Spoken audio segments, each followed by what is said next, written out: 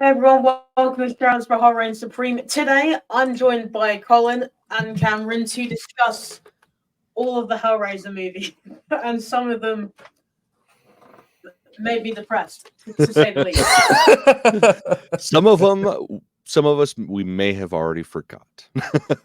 Yeah, Yes. others is just like, I want my time back. Why did I watch that? Right. You've been called a few names, Shay, for making us go through some of these. Yeah. Even more so, I've been calling myself names for actually purchasing all of them. Yeah, Some of them probably should have just rented. I rented a few and then I had to buy a few. For example, I now own Deader, which is my least favorite one of them, but I now own it. I'll Yeah. see your deader with Hellworld. Dude, we were talking about it when you were getting another drink. I am slowly warming up to it. I think it's just further consideration of what the fuck I saw and the elements that I saw. Like it's not a good movie at all. Like No. it's cheesy as fuck, it's lame as fuck. But there's just enough cheese and lame to make it okay. Like I really want to watch it again just to see if I actually enjoyed it or if I've just been thinking too hard. Dude, you on it. messaged me like while you're watching. Oh yeah, no, I You remember can't do saying, this anymore. What are I- you making me do? oh no, I remember. But it's like I've been talking to another buddy of ours about these because he's obsessed with these as well. No, hold on. Is this Mr. Willow's a good movie person? Yes. Is this Mr. Screen? Yeah, okay, right. Think about your sources. Think about your sources. Yeah, no, And see whether they're valid or not. Well, That's all I'm saying. And the other person is my wife. Even she's like, yeah, it wasn't that bad. I was like, no, it was pretty bad. No, it wasn't that bad. Fuck, maybe it wasn't that bad. I might have to. You see, you're getting, you went through a struggle session.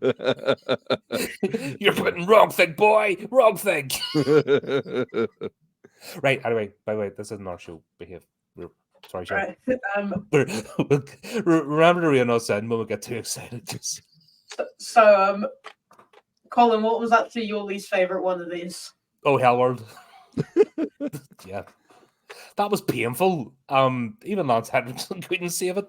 Dude, he was basically Tobin Grace, right? Yeah. That's who it was. It was Tobin Grace before Tobin Grace was Tobin Grace. Yeah. Like, I think I love it. Like, he's a one-tone actor, but he's just got one of them, calming voices that sort of let you know everything's going to be okay in a movie. Even he couldn't save it. And I don't know, man. I have a theory that Henry Cavill, why his career is so terrible, is because he's being punished for his part in that movie. No, I also think it's his karma. It's like he was part of that, and yeah, he's still being punished. No. His punishment isn't from being in that movie. It's from not going down on that young lady. Like, come on, be a gentleman for fuck's sake. Yeah, that's like always reciprocate. Always reciprocate. God damn. That's why he got necked, because yeah, yeah, absolutely. He deserved his fate. Mm-hmm. Yeah, Henry Cavill was definitely wasted in that movie. He also just really couldn't get his accent. It's as if they just said we can only have one British person in this movie. Henry Cavill American accent. American now. So he sort of did like a Mark Wahlberg impression during that movie that I just didn't like. That's fucking American as hell. But all right, let's actually get into these movies. Oh yeah. Hellraiser. So it was made by Clive Barker, and I don't know what I even watched with that first movie. I thought that it would be like a typical like kind of slasher movie because that's how Pinhead is now. Mm-hmm. It really wasn't. It was very weird. Yeah, we were talking before the stream. You have to understand Clive Barker because Shay was saying there's something that looked like a penis in this, and it's like, yeah, it's Clive Barker. Yeah. It was. You know, like there's no if mutts or babies about it. It's Clive Barker. There will be penises. Yeah, 100%. And if there's not, then something's wrong. It's clearly not his vision. Like unless there's copious amounts of sex, leather, and chains, it's not actually Barker. And that's the thing. Like it's funny. Like even from this. The first movie, Pinhead was already considered a slasher, but by all definition, he's not a slasher. Even when it comes to like the later films where he's more so the guy in charge, even though he was never really supposed to be the guy in charge. Yeah. Not really a slasher. I mean, you get it in a couple of them, like in 3, for instance.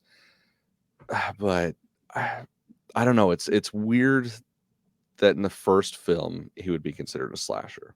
I just think they didn't know how to, and we have obviously done all of Clive Barker's adaptations. They just don't know how to market them. The studios don't understand Barker, so it doesn't always translate onto film because they get scared. Because how? Yeah, how? Yeah, you can definitely see that in the first movie. Pinhead definitely isn't a slasher, but he's not even really evil in this first movie. He's more just an onlooker of the events that are going on than even the villain of the movie. He mainly turns into a villain like the third one. It's where it gets a bit silly, but then that's there's a whole backstory with Clive Barker didn't have a good lawyer. He signed away the rights to his own property, and then he ended up in a 20-year battle with the studio to try and get them back. Yeah, and he only just got the rights back as the latest one was already in post-production, and they just stuck his name on it, but he had nothing to do with that movie. So he's only just got the rights back at the end of his career, where he's quite ill at the moment, and he's not going to make another movie again because he doesn't have the physical capability to do it. It's actually quite a sad story. Unfortunately, it's a tale as old as time when it comes to the entertainment industry, whether it's movies, music, shit like that. That's how it goes. Like, you do something that's straight up lightning in a bottle, but before you actually release it to the world and it just explodes everywhere, you sign away everything because they're like, oh well, no, this is gonna be much better for you. You're gonna make more money this way, and then you spend the rest of your life regretting that shit. Yeah, that's actually why I think George Lucas was actually a genius. He just wanted the rights to the toys and that, and he ended up becoming a billionaire from that. Yeah. Then he had a hissy fit and signed it over to Disney. Yeah, no, I don't think it's a hissy fit. I think it was a fucking hissy fit over the prequels. He got sick of dealing with people's shit. I don't blame him.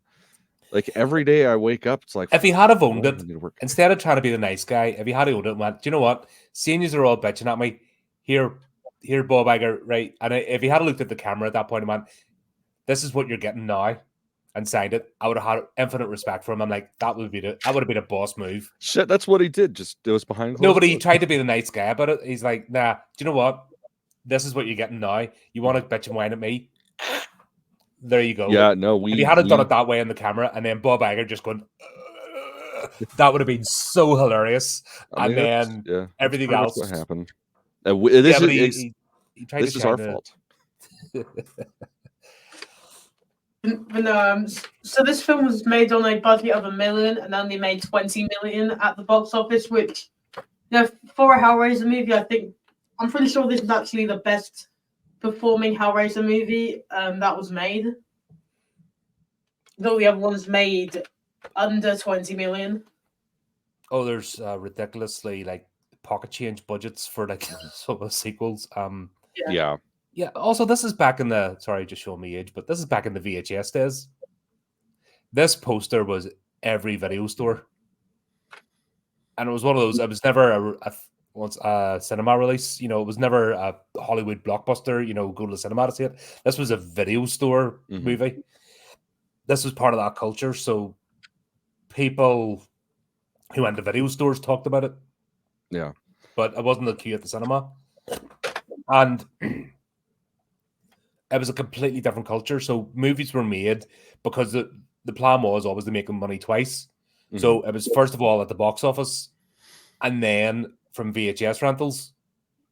And that was the secondary budget. So they always had in their mind that they had to make a movie that basically lasted longer than a year because it was a year before the release. And then TV didn't see it for about 5 or 6 years. You know what I mean? There was actually a good ecosystem for movies. And that's why we had a better class, because they knew that they had the secondary market of the rental, and if they made a bad movie, it would just disappear. So the budget probably doesn't even count what it would have been. It would have been the same. They were trying to make the same money, if not more, in VHS rentals because those tapes were like £100 each. Mm-hmm. Like the rental places bought them at that sort of price, and even it was people say that streaming or whatever killed the. It wasn't. It was the being able to buy your own VHS what killed the rental shops and actually destroyed the market to a point. Mm-hmm. You know, changed the market even, and then DVDs when they come in home. You know, what I mean, being able to buy in your own home at a reasonable price because you could not get your hands on these. They were, you know, they were sold at high ticket prices. Yeah, I mean, that makes more sense as to why some of these movies maybe went down in quality because they just knew that because everyone in the video stores just enjoyed the first few, they'd just be like, let's make as many of these as possible so that all of them just buy these over and over to watch them. Well, and part of it too was to hold on rights for the franchise, because the thing is, if you own the property, like you only own it for X amount of time unless you keep renewing the property.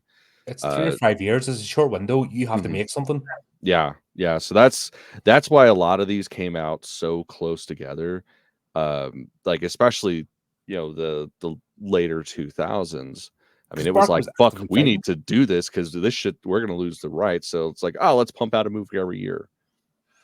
I mean, Colin, you and I were talking about this earlier, but they actually do the same thing with Pet Sematary because they just made like the 2018 one, then waited 5 years, made another one, Mhm. which is like Bloodlines, which is Mhm. funny because it's at the same time as a Hellraiser movie, but Yeah. none of them were good. They're all horrendous.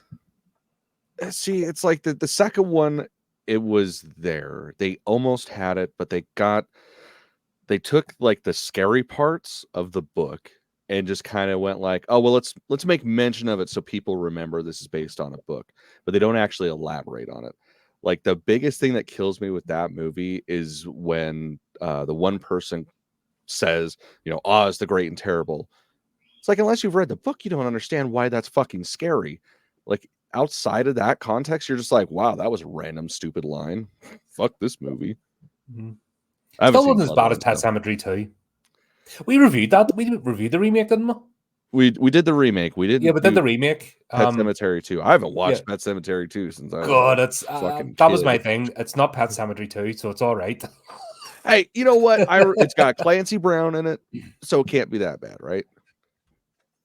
The dirt bike scene and the animal's fur meat. Oh, you bury it here. You bury your own gunk. I mean, that's kind of what I thought with some of the later Hellraiser movies. They aren't supposed to be Hellraiser movies, Mhm. so I actually enjoyed some of them more. For example, Inferno. That one I enjoyed way more because it was like a detective movie, kind of like Seven. Well, fuck, not only that, but it's got the return of fucking Boone, Yeah, right? Craig Because that, Sheffer. Yeah. yeah, like that one, yeah, you take the Hellraiser element out of it. I mean, it kind of wouldn't make sense at the very end. Similar to God, what was the fuck? Sorry, I watched all these like right after each other, so I'm trying to I know you're. It's. I did that remember marathon. which I is did this over a which. weekend, and honestly, I'm just like, God, you know, Yeah, Junior. man. Like I literally like there was one day I just didn't leave the house, and that's all we did was delve into them. So yeah, it's Inferno and Judgment. I was confused, but I loved those because of the fact that, like you said, they're like detective movies. They just so happen to be in this universe. It's like you take that one element out, you know, the lament configuration, and you make it any other occult object, and I almost feel like it'd be a better movie for changing that. Oh yeah, Um, 100%. but You get the feeling yeah. of it being shoehorned in, and then when you understand what was going on in the background, you then lose love for the movie because like this could have been a bloody good movie, but you're doing it to be dicks. Yeah. And you're just, and also, what was the point? Mhm. Because have the creator on board. Clive Barker is a phenomenon and such a loyal fan base. Why would you want those people on your side? Mhm. You just be printing money. And these Pretty much. studios shoot themselves in the foot, and it's just got stupidity now. This is, this has always been going on in movies, but thankfully there's been enough good grace to balance it out. But now it's went completely this way, which is why us of a certain age, when we look at the current culture, we've seen it all before. Mm-hmm. It's just more amplified, so that's why we don't take it seriously, because it's just studios being studios, Mm-hmm. and they hire the biggest dipshits, talentless dipshits you can imagine. It's this weird dichotomy of uncreative and creative people coming together to try and make something, and in reality, it should not work at all. Mm-hmm. And it's not working now because it's there's no balance. But we've seen this played out 100 times. Mm-hmm. It's sad, but fortunately part of the world. Yeah. Well, going back to the first Hellraiser movie, what was you guys' favorite part of the movie? Because I think mine would definitely have to be the part where Frank is originally coming out of the ground, where they had like that waxing which they melted and then played it in reverse. I thought it was wax. That wasn't wax. Somebody hasn't read the book. Somebody hasn't read the book. No, okay. That was man juice. Yeah, that's okay. Yeah, that's the funny thing. So I was going to say that scene. We could do that. And, don't know what the rating or what your audience says. So we're trying to calm down a bit. But that was love juice. Yeah, well, that's the funny thing. So in the movie, of course, it's that first drop of blood that's spilled. That's what does it. But it's supposed to be blood that he's coming out of. And yeah, the book, no, hell no. There is just spunk all over that room, and that's how he's brought back. It's so funny. But yeah, that's probably my favorite scene as well. I absolutely love that transformation scene. Like it's an old school way of doing it, but it's tactile, so it's real. Like it's happening on actual celluloid, and just that makes it so much better than what could be created nowadays with CGI. Yeah, it's just when you've read the book and you know what it is, you're just like, oh man, it's even God! better. Yeah, no, I'm so... that's the thing. I'm glad that I read Hellbound hard again before I watched this one again, because it's like you go through and you're like, nah, that's not how it's supposed to be. Oh, that's way worse in the book. Yeah, it's fucking great. But for a Barker adaptation, it's pretty goddamn close. Yeah, which you don't the usually best adaptation of any of his movies. Mm-hmm. Like, say what you will about the Cabal cut of Nightbreed. That is pretty goddamn close, but this is like damn near the same. Well, so Collin, is that scene your favorite scene as well then? Or yeah, that and when Kirsty meets the Cenobites herself in the hospital room. Yeah, love that. Because there's an interplay going on there, which maybe a lot of people, because like you said, this had been marketed as a slasher movie because marketing people are stupid and they don't know any subtleties or nuance. But there's a bargaining going on there. They could not take Kirsty. Kirsty had to volunteer to go with them, and there's this whole interplay trying to get her to agree. That's because there's this whole thing about the rules and the desire and etc. And there's so much subtext in that scene that looking at it on the face value, scary demons come up and she just gets it back. But there's rules in play because technically they could have just grabbed her, and you see what happened to Frank Cotton at the end. And he's wearing a Larry skin suit, but they couldn't do her. And that whole interplay explains so much about the universe, so much about the Cenobites, so much about the Lament configuration and the rules behind it. In that one short scene, where if that's done today, you get an hour-long explanation and get into every detail and just be bored to tears. But they managed to put all the lore in that one scene. That's brilliant. Yeah. Yeah, I mean, just talking about Frank for a minute, he's probably the biggest perv I've ever seen in the movie. Apart from Barker. I was like, because he's actually quite milquetoast compared to well, and it's funny too, because like even the pictures that what's her bucket Julia finds, like those are the most tame fucking pictures ever. Like if that's what she's flicking her bean to, God, she's got to read some fucking romance novels or something. That's boring as shit. Yeah. I mean, this movie was Why are you definitely blushing more and more this conversation goes on, Shay? I mean, he's actually blushing. You're the one wanted to do this. This does take it back a notch. conversation before it gets too weird. We're Barker fans. Sorry, it's going to be Yeah, weird. man, it's you can't not get vulgar with Barker. He makes you do it. Spit or blood, your choice. You know what I mean? Oh my god, one of the Best lines greatest ever. Yeah, one of the greatest lines in any written language ever. Like, that's if I was to be buried and get a headstone, that is what I would have on my headstone. Yeah, and so Oh dear, I broke him. Sorry. I broke a host.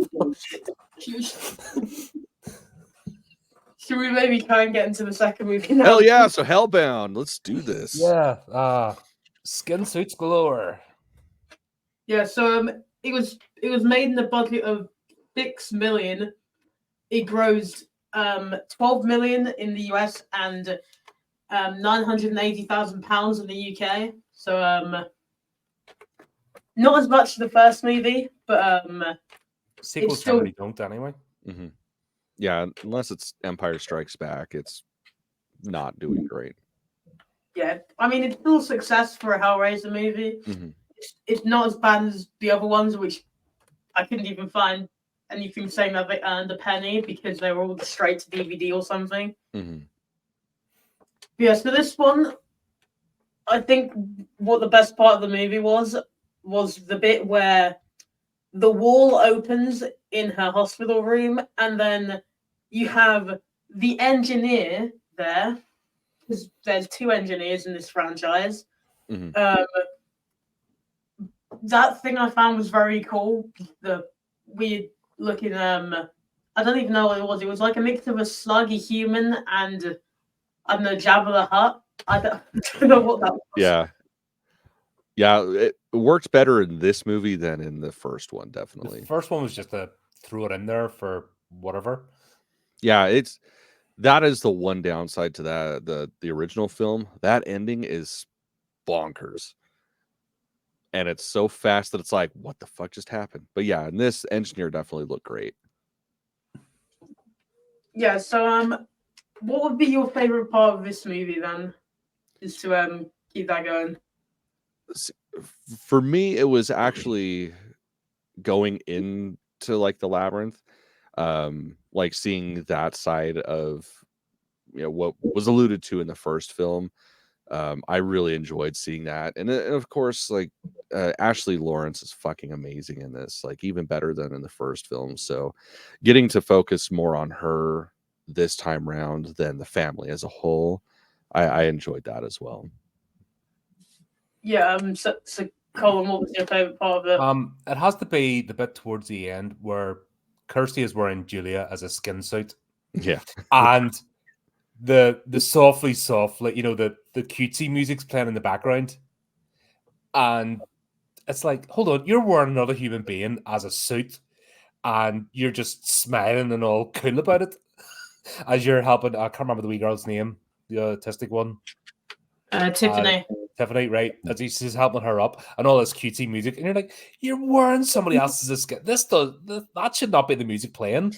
You're worse. You're a psycho. And then she's like, it's me, and all smiles, and you're like, this is so twisted. Yeah, I love It's that shit. beautiful. And, I just don't know how to feel about it. You know what I mean? The music and the way they're trying to set it up isn't the way this would be playing. Like when Kirsty's gone to that length, she's went to the dark side. You know what I mean? She's just one step there from joining in. Mm-hmm. I mean, she's basically Leatherface, but times like 100 in that scene, because he only wears someone's face. He doesn't put their entire body skin onto him. Think of how I know it was partly because of she got the thing, but that to get her just to do that, if that was real, oh my god, that's right. That's a lot of fucking effort, and she was quick as hell about it. Yeah, and calculating as hell. Like I would almost feel like in the context, that's worse than Leatherface. Because Leatherface, he's a product of fucking incest, backwater shenanigans, and just pure It's almost not animal Leatherface's fault. instincts No, he's a being something. She's like, if I do this, I'll be able to sneak up and save that person and maybe even take this person out, and then we can get the fuck out of here. I'm gonna hurry up and throw this on real quick. Like, impressive. Yes. And terrifying. And then we see it again in Hellseeker. Well, I'm not jumping ahead, but I'm just saying that's the setup of her character. You know, see if they could have made this about Kirsty. She could have been the main, you know, like the equivalent of Nancy from Nightmare on Elm Street in this. But wasted opportunity. Yeah, I think that's such a how wasted they opportunity. had originally set her up, but then they just didn't have the follow through. And she was smart enough not to necessarily return until a later film. Yeah. I mean, maybe they just didn't want to pay her enough. Like, that's what's currently happening with Neve Campbell with Scream, so maybe they didn't want to There's pay a lot her happening with Scream, the fact that they're still making movies. Yeah. Should have stopped after the first one and went, okay, that's cool. Let's. Yeah. How much of this is getting edited out, by the way? This is going to get condensed to like a 10 minutes. But no, I mean, the labyrinth scene in that movie is definitely very cool. I think that it could have, if they made it now, it would have looked a bit better. Some of the special effects are a bit iffy during that scene. Also, the part where where Julia and Shenard are just walking through the labyrinth, they just suddenly appear in a place where there's like vines and trees, and I was so confused. I didn't even understand how that would even work. Yeah, I don't think you're supposed to. Yeah. But I think one of the worst parts was that what's her name? Kirsty. So for some reason she thought that her dad would be in a place which had Frank's house's door on it. Because of course in the first movie they moved into Frank's old house, which he's supposed to, I don't know, like. Well, he joint owned it with Larry. That was the thing. Yeah. My mother left it to them both. Oh, okay. Yeah, it was a family house. They never sold it or divided up. Oh yeah, she should have at least thought like could have been Frank there, but she was quite just out of it at that point. She was just like, nah, just go find my dad and just get him out. Yeah, I didn't get that scene at all. And also, why would Frank want to escape? He looked as if he was actually pretty okay. And where he was. Yeah, right. Like he was in his own little space. Like it was everything that someone like him would want. So yeah, why the fuck would you want to get out?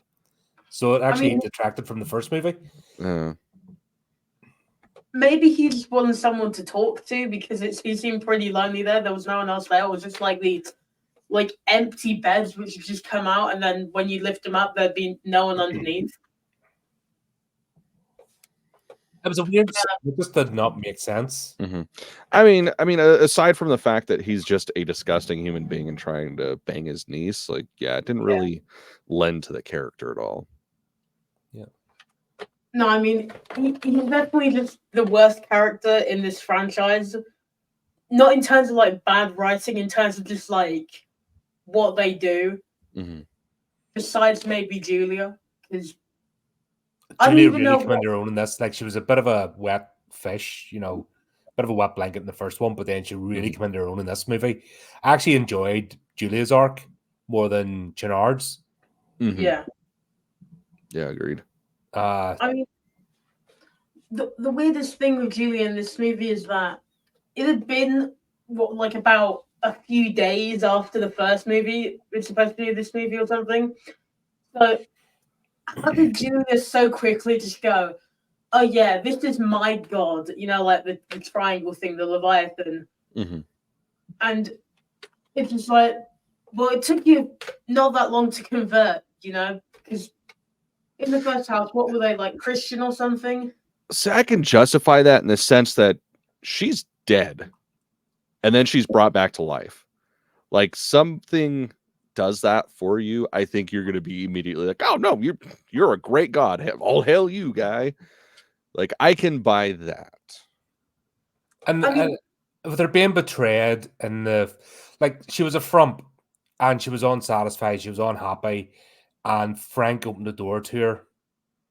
You know, that's the whole premise of the first movie, and she thought that she was going to be with him forever, and then that moment of betrayal at the end, you know, and betrayal hurts. Anyone that's been through it, that's the worst thing you can do. Somebody's betrayed them. If somebody puts their trust in you, and she felt that, and then she actually opened the mental configuration herself, so it was her desire. She then embraced this. In fact, I would say she embraced it more than Frank. Yeah. Definitely. And then when we hear in the second one, like she is on board. She would have went through, and the whole franchise gets me as the creation of Cenobites. That's a bit that annoys me because they make it too haphazard and quick. Where when you've read the Scarlet Gospels and they're showing the bit at the Order of the Gashes temple, and you've got the beginning acolytes that are basically impaled and they're chained and they're going, you know, it's the first ritual of torture on the first level. And if they reach like the 10th level before they actually become a Cenobite, there's a whole series of rituals to be gone through, and it's not a quick process. The movies cheapen all that. And it's a frustrating thing throughout the whole series for me. Well, I mean, shit, that's the whole catalyst for the Scarlet Gospels becoming a thing was that's what I said. It was Barker's hissy fit. He was like, fuck this, fuck you guys, you did it wrong. This is how it's supposed to be. Yeah. Well, I'd say my only actual problem with this movie is just the actual end of the movie where that thing comes out of the mattress, because if Julia came out of it before, and that's why she died in that, technically, if you think about it, when that guy dropped his blood in it, Julia should have come out of it again, and not just he should have been sucked into it and turned into like a weird pillar thing. But the whole thing with Chernard and the way he was able to dispatch the Cenobites so easily, and then showing the Cenobites as human, you know, just like Butterball was like the strangest one transformation back. Yeah, he just turned into a random fat guy. Like he was a kid, wasn't it? You know, he wasn't a full grown adult. And you're like, oh right, okay, is that how? You know, to me, there has to be a sort of dedication to be a Cenobite. That was the impression you're given. These are an order. They're an order, not even of hell. That came in later. You know what I mean? Because once again, the studios, because they're linear thinking and everything's a dichotomy, they had to go back into that aspect where when Barker wrote it, it was, you know, there were explorers of pleasure and pain. It was a different universe. It was something out there. Yes, it could be tied into religion, but it wasn't specifically religious. I mean, they sort of dragged it back to that. It was about, oh god, here we go again. You know, they made it boring where there was so much potential. And that's what I mean, actually screw over the creator. But yeah, that whole scene with the Cenobites are just taken out so easily. It just cheapens them. It really does. And it's fucking lazy. Yeah, I mean, I just didn't understand that scene at all, because they're supposed to be these like super powerful, really sort of all-knowing like beings of pleasure and pain, and then in like the direct scene afterwards, to get them to like turn all weak, it's just like they just hold up a picture of them and they're like, "You're human. You used to be human." But then in like, what was it? Judgment, wasn't it? Or was it the one before? Yeah, it was Judgment that? with Relationship was like, human names and human things mean nothing to us. It didn't make any sense. Like, they don't really take any continuity from any of the movies. Yeah, man, after Bloodline, it's like there's no continuity. It's just doing whatever the fuck they want. Yeah, really frustrating because it didn't have to happen. I mean, we'll get into Bloodline in a bit, but we have to do the one before that. So let's talk about Hell on Earth, because it's very weird in my opinion. Because, like you guys were saying, Kirsty could have been a perfect final girl just to continue like Nancy in A Nightmare on Elm Street. Just like, so our new main characters are Joey and JP, people you've never met before. Right. Well, it's like with this, I understood that they're trying to show this affects the bigger world out, versus just this specific family. So I kind of understand that. And this one's always had sort of a soft spot in my heart because this used to be on HBO all the fucking time. So this one I've probably seen more than any of the other ones, like minus the first one, of course, because it was just always on. Because back in the day, if one of your neighbors had HBO, that meant everybody had HBO, because everybody in the neighborhood would have an uncle that knew how to do things. So yeah, that's one that I used to watch constantly as a kid. Yeah, it's still, it doesn't hold up very well. No, this is where they changed the tone and they tried to make it into a generic slasher, which was disappointing. There was no need. Yeah, it's funny because like my least favorite scene is still my favorite scene, because it's like they're, when they're all out in the street battling, it's like that doesn't make any sense. What the fuck is going on? But I love it because CD is in it, and how terrifying is that? There's a guy with a camera that'll fucking put a hole in your face, and there's a guy that shoots CDs out at you. Yeah, I mean, not terrifying at all, but amazing at the same time. What I saw with this movie is that they weren't necessarily trying to make it better in any way. What they were trying to do is they were trying to make it for a broader audience than just like Clive Barker fans or horror fans who are just looking for something different at some point. And so it's just I don't think they even say where it's specifically set. It's just your like general giant American city. It doesn't even have a location. It's just city in America. There's a scene with McDonald's. That's all you need to know. I mean, it sounds about right. Yeah. Like I said, this is the tonal change. Even the music, Hellraiser. They bring in more. That's one of the greatest aspects of this franchise. Was Lemmy writing a song for Ozzy and then covering the song that he wrote for Ozzy and doing it way better. Yeah, I mean, the music video where they have Pinhead in for was it this movie or the next movie? Wasn't it this movie? No, it was this one that had it was a music video that had it. Yeah. That was because that's the only one they actually did the tune for. But then the problem with that is then you age the movie. The good thing about using classical music is it's timeless. Using an orchestra, having a particular beat or song, especially with the bell, because that is such an important aspect of, because the bell is the arrival of the Cenobites.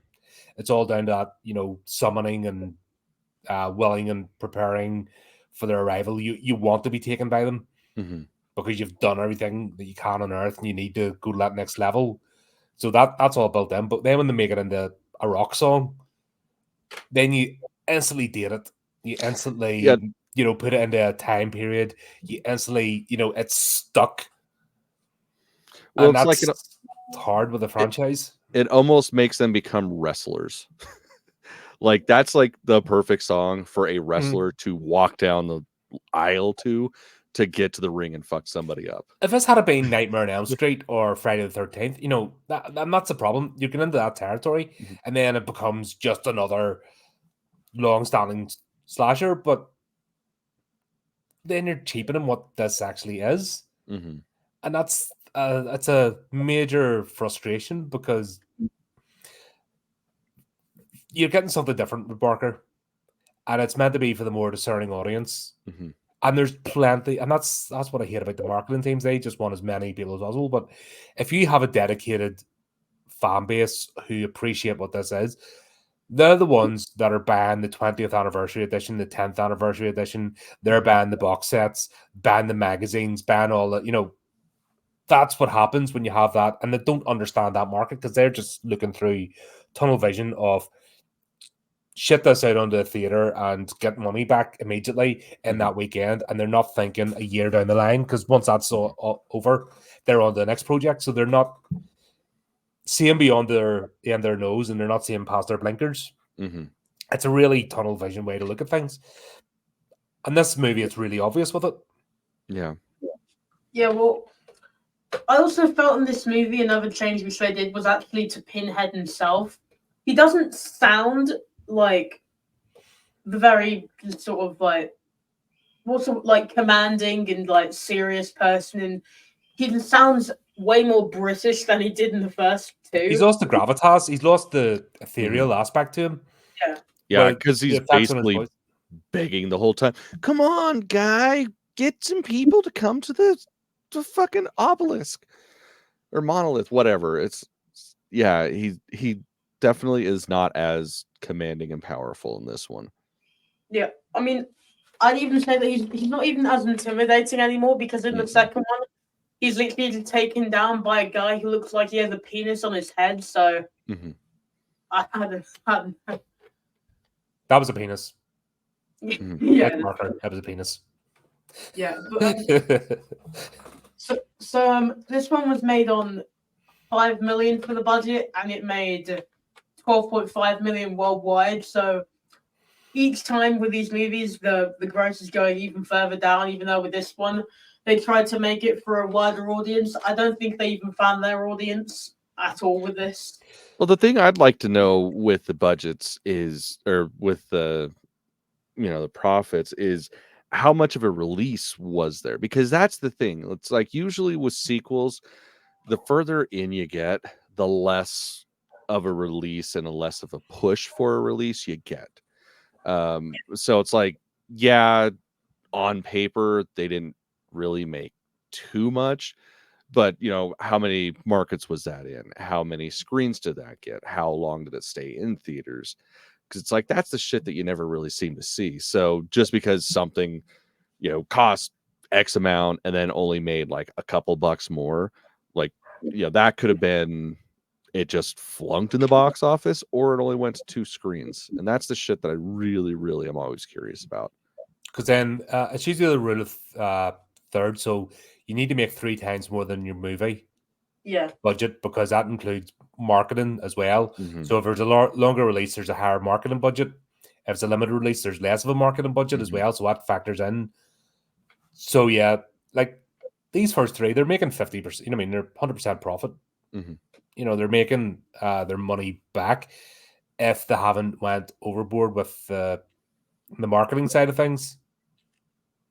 I mean, if they did go overboard with the marketing, I'd say they maybe just broke even with these movies. Yeah, but that's the thing we don't know, because they always hide that. Even today's movies, like the amount of money they spend on is astronomical, and then there's the marketing side of it is stupidity now, and the movies are tanking because they're spending far too much on the production costs and getting it out there, and they're not getting the return.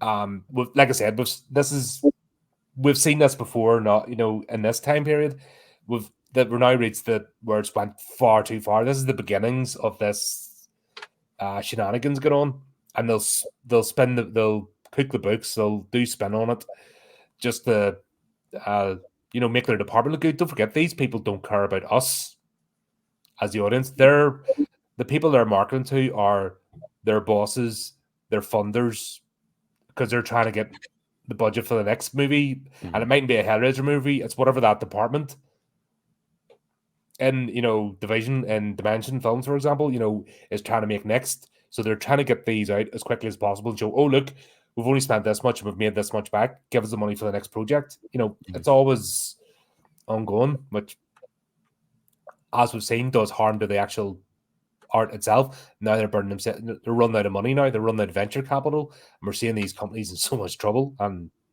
I actually taking a bit of satisfaction from it, right?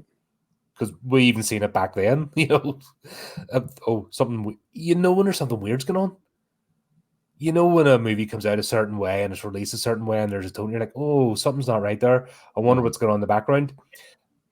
What we've got today is better research. Where before, unless it was actually printed onto a DVD, you wouldn't have seen any of these interviews, or if it was went to mainstream TV. Now, anything can be uploaded. We can find stuff now that was never previously released, and we could do more research, and you can have a better understanding what goes on with these studios. And then, even from back then, once the NDA is clear, you start to find out, oh, that's what went on, right? That's why this looks shit, because this argument was happening in the background. And just, it's almost as... It's actually a better story. It's more of a soap opera in the background than the actual movies themselves. Right. Well, and that's one aspect I like about retro releases. Companies like Shout Factory, Vinegar Syndrome, Severin, like these companies that pick up properties that came out like 30, 40 years ago when you couldn't talk about that shit. But now that this little boutique company is able to pick up the rights and the release rights, they go through and they do new interviews, they do behind the scenes shit, they dig up footage. Like it's great to find that kind of stuff and actually find out more of what happened in the background that at the time nobody was privy to. Yeah, well, with this movie, I think there's a lot of things which people at that time would enjoy, but nowadays there's a lot of things that people wouldn't enjoy. More specifically, maybe the fact that JP's just luring just helpless girls just to his place just to kill them. But just to get back on what we've been doing with the last two, what was your favorite part? That's the thing as well. If they had been true to Barker, he'd have been luring both boys and girls back. But once again, they're fucking terrified of Barker, so they wouldn't have included that. If this had been true to Barker's actually writing, anything would have went. Yeah. He would have had a young stud strapped up against it, whipping him, until the chains come out. Yeah. None of that's in, because the look at Barker's work, they're like, oh, I can't do it. I can't put that for the audiences. Even today, people that claim to be so progressive, they don't they talk about it, but they don't do it, if that makes sense. And even today, they can't deal with Barker. It's so funny. Yet everyone's supposed to be so sexually free. Yet, oh no, somebody's actually talking about sex and doing it. Oh no, we're just meant to use words and make it about identity, not actually the act. It's too scary for me. Yeah, so Cameron, you said that your favorite part was the CD guy, the CD center guy. Just the street battle in general. Like, it doesn't make any fucking sense that they're just gonna go wreak havoc down Main Street. But I fucking love it. It's so stupid that it's great. I mean, my favorite part was probably JP's death and his Cenobite, because it makes no sense that he had those car motor parts just sat in his house that would just shove through his head. But that's hilarious. Yeah, Colin, what was your favorite part of it was a bit just after the street battle. There was a whole thing that happened in the cemetery, wasn't it? Where was it? What was that sort of gardeny bit? It was near the church. Oh yeah. And basically, Pinhead explains, "Oh, I just made some playthings." So he actually explains that whole scene, that he just made some playthings to let them have fun. Now it's down to business. And that bit brought it back into Hellraiser, where this wasn't really a Hellraiser movie. But then at that point, he's explaining, oh, well, they've had their fun now. Now it's back to, and then they all come in, and then their tone changes because they've been sated, and now they're understanding the nature of being a Cenobite and what they're about. And that's where it kind of came back into the franchise for me, where it was just getting further and further away and more into a generic slasher movie. It was that scene that sort of, okay, we're back to where we're meant to be. And then the whole conversations, and Pinhead effectively became Pinhead again, because he hadn't been this whole movie. Yeah, well, I mean, the funny thing about that church scene is that the fact that they actually asked After a the lot church of scene, not the actual in the church scene now. It's after. So yeah, he walks into the church and he does the priest thing, and that that wasn't Pinhead. It's the bit after that, and after the street battle, it becomes Hellraiser again. Yeah. But now I was going to say that I actually have an interesting fact about the scene where Pinhead walks into the church. They actually asked a bunch of different churches if they could film there and destroy the windows in the churches, and all of them said no. I can't even imagine why. Could it perhaps be because the franchise is literally called Hellraiser? But also, those stained glass windows are like hundreds of years old. Yeah, no, it's And they're understandable. They're kind of irreplaceable. Mhm. Just Yeah, I wouldn't want I wouldn't want them to be destroyed either. Like I'm definitely not a religious person, but I am a very big fan of pretty architecture. And yeah, that would be just heartbreaking to see shit like that destroyed. Right. Well, talking about things being destroyed, should we talk about the next movie then? Thing is, that's right. On, Hold on. on Well, paper, yeah. That's on paper, Bloodline is awesome because we get the origins of the lament configuration. It does kind of go way off the rails, like almost immediately into the movie, but until it gets to like Angelique and the modern day, it makes sense. It's kind of cool. Yeah, this is one like everyone slags this one off. Oh, it's Hellraiser in space because that's the trope. Every long run. Then had they done it with had Jason X come out at that point? Jason Leprechaun had come out. At that point. Leprechaun. Yeah, fucking Leprechaun 4 and had Critters. Come out. No, when was Leprechaun was the year after. Jason X was like 2001. Yeah, that was 2001. So this whole theme of slasher in space, was a. Well, technically, Pinhead started it because Leprechaun was afterwards. Jason X 2001, and now the next one to actually go to space is going to be Chucky because the creator wants to send into space now. So there should be a meme about that. Welcome aboard, and have Pinhead, Jason, and Leprechaun welcome Chucky, and somebody has to do a meme about that. Artwork. This movie got. I'm trying to find out the actual release. Yeah, because they both came out in '96. Yeah, it's all right about that period. This which came out first, slasher in space trope. But this is actually a decent movie. Yeah, it shits a bed at some point, but the actual premise and even the way it was delivered is quite good. Yeah. And I'm watching it after many years. I've actually a better appreciation for it than when I first watched it. Because it goes back into, we're back into Hellraiser. So, just Googled it. Right. This came out after Leprechaun 4. By a month, but still. Leprechaun 4 was released beforehand. Right, yeah. I can understand why a lot of people don't like it then, because after watching that... Leprechaun movies are fun. You just split your brain Leprechaun off. 4 is just the you best get your out big of the franchise bucket of popcorn, and you're just like, that's you have to take each movie. This is a different movie, and that's why 3 annoyed me a bit because they're dragging it into the generic. Oh, this is your generic horror, which your average cinema goer goes to see, and it's annoying. Your generic horror movie is an action movie. That's what they do. They make them into action movies and strip away all the gnarly stuff that makes it horror. And that's where 3, to me, 4 was an attempt to bring it back. Yeah, I could see that. Yeah, I mean, it's not that I didn't like this movie. It's just that it's just sort of all over the place. It goes from future to like 1600s to present, back to 1600s, back to future, and then stays in future for the rest of the movie.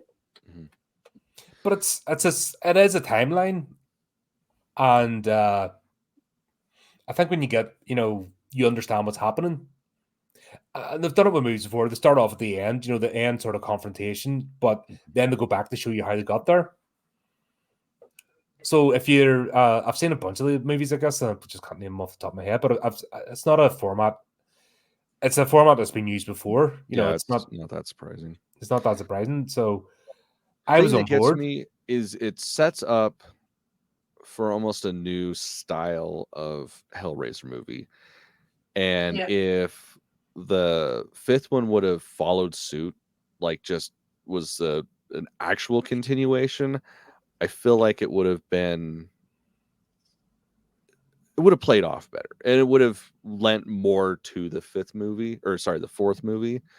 But because of the fact that they went just completely out of left field with the fifth one, it kind of takes away from this movie. To me, this is the last Hellraiser movie. Well, I mean, fuck, that's why they did the box set, man. Like, I really think that's what it is they're like, yeah, no, this is the actual Hellraiser universe in these four movies. Everything else is just, it was a cash grab. Yeah. This is the last Hellraiser movie because this is the only last attempt to actually stick with the storyline. And like I said, address the issues of Hellraiser 3, where it just departed from the tone. Yeah. But such a waste of a character. Oh my God. Angelique. She was done dirty in this. Yeah, it could have been way better. Well, as I said before we started this, I didn't really understand that. She went from like a human-looking demon to just kind of like like an actual Cenobite at the end with like Jar Jar Binks looking ears hanging down from each side. Well, that's the bit that derails it, the conflict. That's what's it. That's why I say Angelique was done dirty. Because we have a fascinating character here. Because she was an entrapped demon for the Earl, the Count. Yeah. Le Marchand was hired to make the Lament configuration. And we get to see a bit of the deviancy, complete deviant, explores everything they can in the physical realm and the want, and they're into the occult. And of course, the whispers from the occult is there's something more out there. And he's been trying everything he can. And the demon is a sex slave, but also his advisor. Because he's trapped the demon. And that's, when you go into the storyline, this is a powerful person.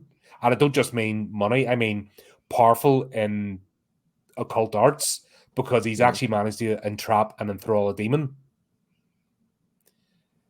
And this is this exploration into the next level. So we're seeing the first movie getting replayed out in that time period, but just more focused on the occult, where we don't get to see that up to this point. This is the first chance we actually see in the occult practices, where before it was just really tame sex. Let's be honest. Yeah, absolutely. You can see more online now than what they're trying to show, and that wasn't Barker's vision. Hence the legal battle, which started from Hellraiser after he finished Hellraiser 2. This is where the whole legal battle started, because Barker was directly involved with the first two, and then this is where they stabbed him in the back, which utter stupidity. Yeah.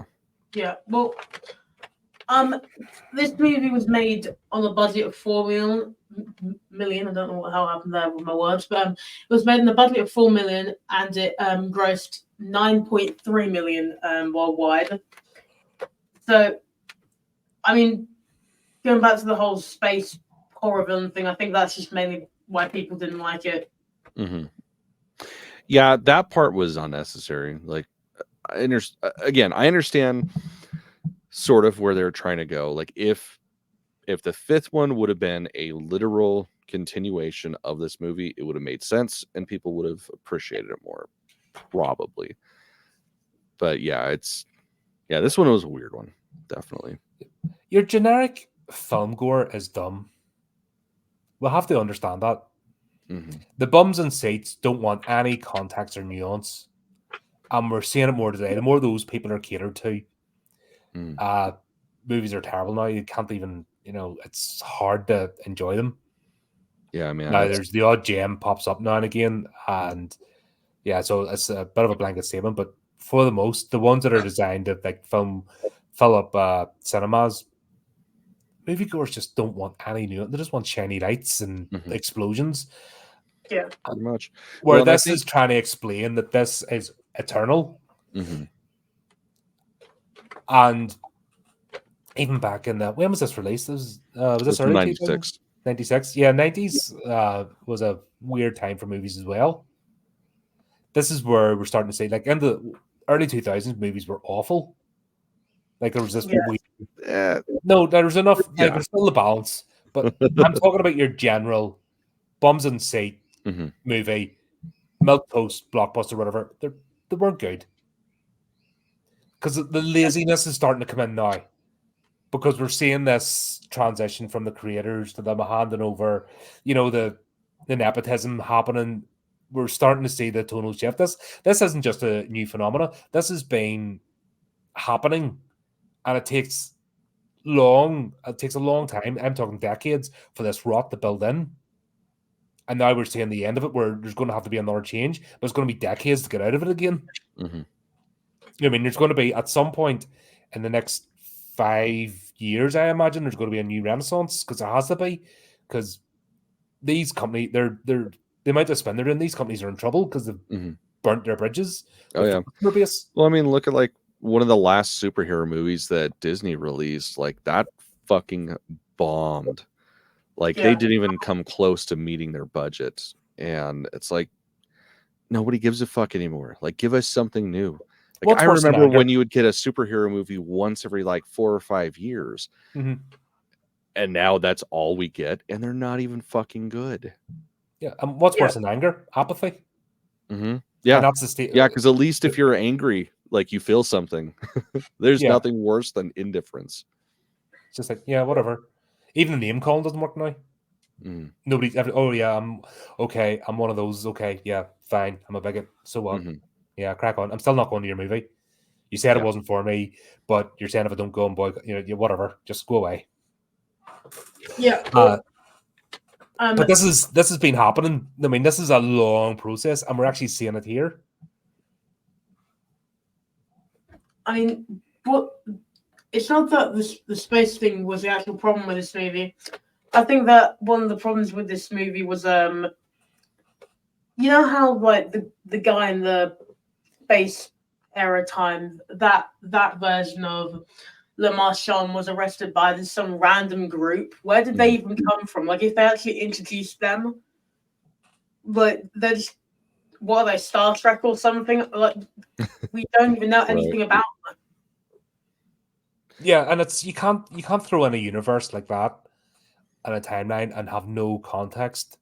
Yeah, like, we can go back in time because we can understand. We've all studied history at some point. We can understand modern times, so put it into the current day.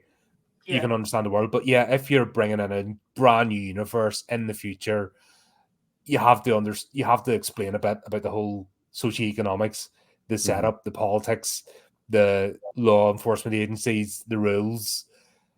Yeah. But it was so rushed and ham-fisted to get there. It was like, in fact, I think maybe the opening scene shouldn't have happened. Now to think about it, they should have just maybe kept it linear. If they had kept it linear and then built up the future scene, might have worked better. But the fact I don't know. I feel like without the context, regardless of where they put the space scene, it felt so out of place. Like it was like, oh, how do we make this one different? The thing is that they kind of had the setup there. Like, they spent all that money in the building. You know, the building had basically been transformed into the Lament configuration because the box had been, you know, after it was buried in the cement. You know, that was the storyline. They had it all there. It seemed like a bit excessive, where maybe the budget had been spent making a more gripping plot using the building. That would have been enough. And maybe a short snippet of it appearing in space, and then maybe that could have been set up for the next one. Who knows? But I suppose it's easy to go back and go this, that, and the other. But yeah, it was jarring at first, but I didn't hate this movie. I actually appreciated it, you know, when I watch it again. It's one that I always forget that I've seen and that I actually kind of enjoy. And I swear that's how it goes every time I watch it. It's usually like every few years I'll rewatch it and be like, oh yeah, no, this is good. I've seen this before. That was the first note I made was I forgot that I've seen this. If this had been a prequel, if it had just been a straight up prequel, If it the was story a of prequel, Lamar Shand and the Earl and the discovering the arts of, the occult side of it, trying to break the next level, would it have been better? I'd say yeah, because you'd know more about where it all came from. It would all be in one movie. It would all be just properly put together in one timeline, which you actually see in the movie, rather than future, past, future, way in the past, future, present, past, future thing. Now, here's the problem, though. Pinhead would not have been able, if it had been a straight up prequel, Pinhead wouldn't have been in it. Yeah. Do you think maybe here's something I'm thinking about. Do you think the mistake the cinema or the studios have made was focusing this universe on one character, where even when you go back to Hellbound Heart, the name Pinhead was just a pop culture thing because he's just known as the Hell Priest. He was the priest. Yeah. He wasn't even like a bishop or a cardinal or anything. He was just a priest. He wasn't actually like the head of the order, because once again, Scarlet Gospels, we find out he's actually quite low down the chain. He's a bit of a maverick. Yeah. So there's actually a hierarchy in the Order of the Gash, which he was just a focus, but the studios went, oh, he looks cool. Doug Bradley sounds cool. Let's just focus on that one element. And do you think that's maybe where this whole franchise has derailed itself and put itself into a pigeonhole? Of course. When there's so much to play. They actually put themselves in a box when they didn't need to, and they could have made all sorts of movies around the Lament configuration. It's like, let's look at Evil Dead, for example. One of the things they pigeonholed themselves into was making it around Ash Williams and not the Necronomicon. And now they've got themselves. Though. Yeah, they did do that recently. They're painfully trying to break out of it because they haven't been able to. You are insane, sir. No, I'm not. Insane. Right. They made the remake, and what did they do straight after it? Ash vs. Evil Dead, and they blew the remake out of the water. Because everyone just wants to get back. Because we're getting Bruce Campbell. Fucking so Bruce Campbell being on top form as well. Because I think it was a better form. Like nothing is ever going to compete with Bruce Campbell. Yeah. Period. So once again, yes, they kind of shot themselves in the foot. And that's why I'm saying painfully, because all you have to do is put Bruce Campbell anywhere and say a few words, and that's it. Nobody has a chance. Yeah, but I mean, he's already said he's not coming back for any of them. And this last one, like Evil Dead Rise, like I thought that was fucking great. They're setting up the sequel right now, which it was a fun movie, yeah. I didn't get the whole thing, but the point I'm trying to make is when the studio focuses on an actual actor. Right. For good or ill, you know what I mean? It's the reason why it becomes success. There's a reason why we love certain characters. But when that becomes your whole focus, then you put yourself into a corner. We're all going to get older. Doug Bradley's, you know what I mean, always going to get older to the point where he can't do it anymore. Bruce Campbell's getting older to the point he can't do it anymore. Robert Englund, sure, they're still trying to bring Robert Englund back. Yeah, man. You know what I mean? When you have somebody of that, when they create a character that is so iconic, and then the whole focus is on that personality, it's great at the time, but then if you're trying to build an entire universe, you're screwed. And this is just another example of it. That's the point. I'm not saying good or bad. I'm just saying that's the objective facts. When you do that, yes, you're making hay while the sun shines, but when the sun comes down, you have no plan B. And that's what I mean. We've seen it. They're struggling because they've always got that specter hanging over their shoulder, and it's always going to taint whatever they do. And it's always going to be there. You know, that's just the nature. And what gets me is studios can't, like, we're just a couple of nerds online. And we can look back over the history of this and go, there's that. These people are supposed to be smarter than us. These people are supposed to be professionals, and they can't see beyond the end of their nose. I mean, to play the devil's advocate, they are smarter than us because even the bad ones, we're still talking about it to this day. Yeah. So they did their job. Did they do their job well? That's debatable. But the fact that we're still talking about it and still buying this shit, they kind of got us. Yeah, fair one. But afterwards, as we'll get into, there's the journey doesn't end here. You know what I mean? Yeah. But they had they had a chance here as well to step away. Doug Bradley could have been used later. They could have read the room and future planned, and they didn't. That's my issue with this movie, because there was such a waste of story potential. And I said Angelique was done dirty in this. Like, there was a fascinating character that could have taken the franchise forward. And it was going so well up until that point in the building where she and Pinhead randomly fell out because, and that's what I'm saying. Oh, it's franchise is Pinhead. Pinhead is the franchise. We can't have this character come up and usurp him. And it's like,